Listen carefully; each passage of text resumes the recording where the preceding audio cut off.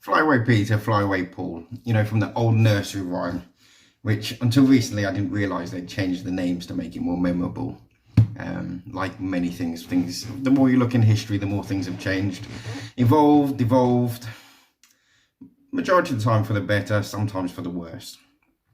As I've started with Paul, I think I'd like to go to Peter. And these two are important because, for the most part, the Catholic Church was, let's do this. For the most part, the Catholic Church was developed, framed along the lines of building on the shoulders of St. Paul. And the popes and the anti-popes and all the rest of it have pretty much been declaring that they sat on the seat of Peter.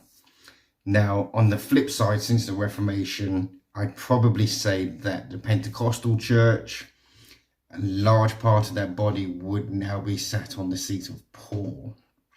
And the reason I say that is because majority of the theology doctrine has more central basis on Paul rather than Peter, and also rather than Christ when they're studying, reading the Bible. And I guess some of the stuff we will study, we will compare the apostles to Christ and what they taught and what they preached and how they taught and what they taught, because you'll be quite surprised to realize the apostles contradicted Christ on quite a few occasions, and they were not perfect. They were men, and we need to recognize that and maybe make Christ more of a central theme in all of our doctrine and more of our litmus test when we're teaching things as well. So I will go to Christ now, and I will go to his famous quote, where a lot of Christians quote in Matthew 16, where he says, "Upon this rock I will build my church."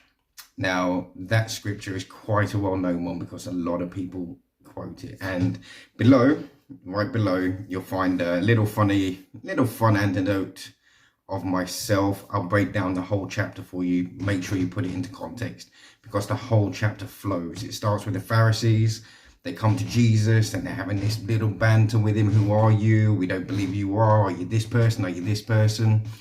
And then he has a little back and forth and a little bit of a side insult back to them, almost like a bit of a mic drop. And you actually read that passage again in Luke and John as well. Slightly different.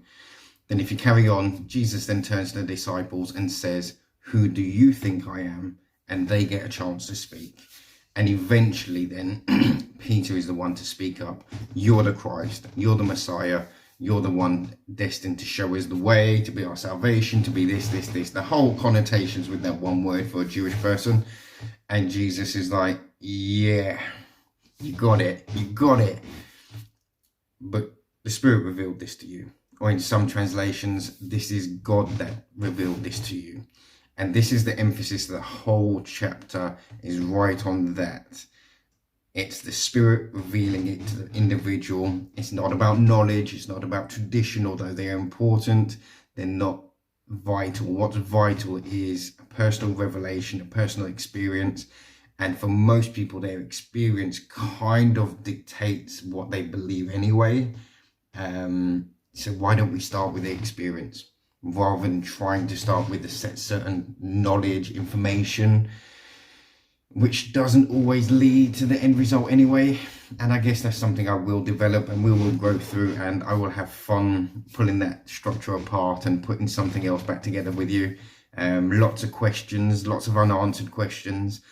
And spirituality, religion, Christianity was meant to be fun. It really was meant to be fun. It was meant to be an adventure. You were meant to enjoy it. There was meant to be passion, the whole passion of the Christ.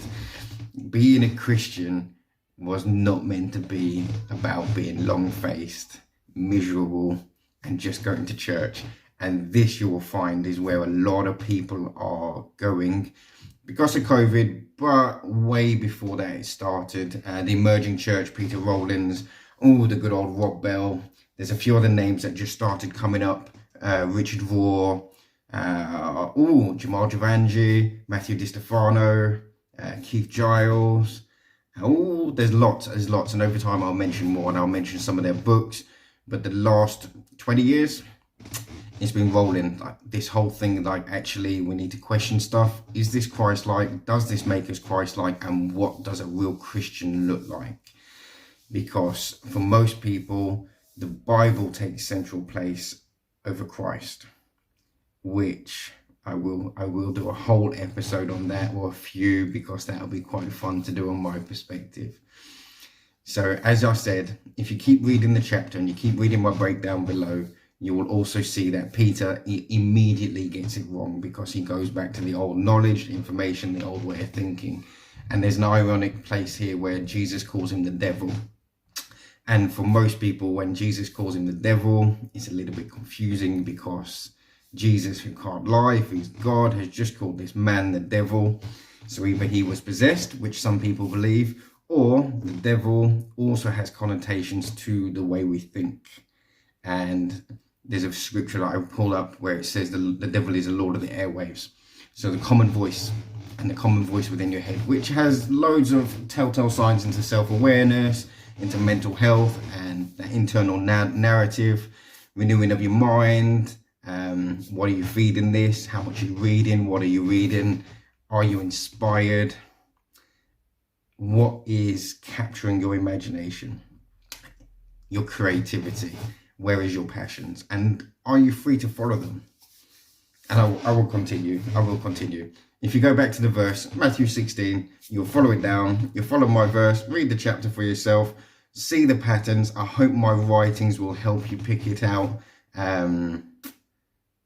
Because following Christ and the experience of Christ might be more revolutionary than the information and knowledge of Christ. And I'll end this with my first story. I can't remember where I heard it, so forgive me.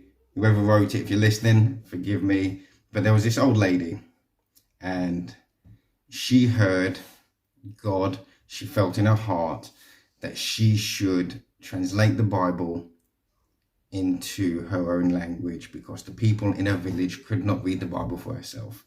She loved God, she was passionate about the truth, and she wanted the Bible to be in the hands of the people that are around her family, her cousins, and blah, blah, blah, blah. So she started saving her money. And then a disaster struck, a famine, whichever one you want. And she gave all of that money to relieve the hungry, to give the poor, to help people build their houses, to get the community back on its feet. Disaster averted, community getting back on its feet. She gets back to her original vision, starts dreaming, starts saving. A few years later, she's getting close to her final result of having enough money to translate the Bible to give it to the people. And yet again, another disaster strikes.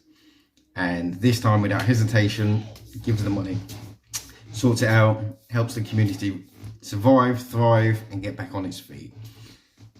And then she dies. Now, at her funeral, I'm going to see if I can edit that out. I did it wrong. My sorry. Eventually, she saves up her money again, and she gets the opportunity to have the Bible translated into her language. She has it translated, and she gives it as a gift, and her community can now read the Bible for herself. Brilliant. Her heart's desire fulfilled. She passes gently into the next realm. And at her funeral, the chief of the village turns around and says, I really want to thank this lady for the legacy that she has left us, for the help, the support in the times of need that all of us benefited from. But also, she translated the Bible 3 times for us. Twice in real life, and then third in a text. And that should be really where we're at with our Christianity. If the Bible's your go-to to reveal Christ, I'd question if you are living it, knowing it, breathing it, and understood it. Because Christianity is not about a text, a certain set of information. It's about an experience, it's about life lived, it's about a way of life and a way of being. We'll enjoy the next one. I'm going to rabbit on otherwise, so I'm going to leave you there. Enjoy.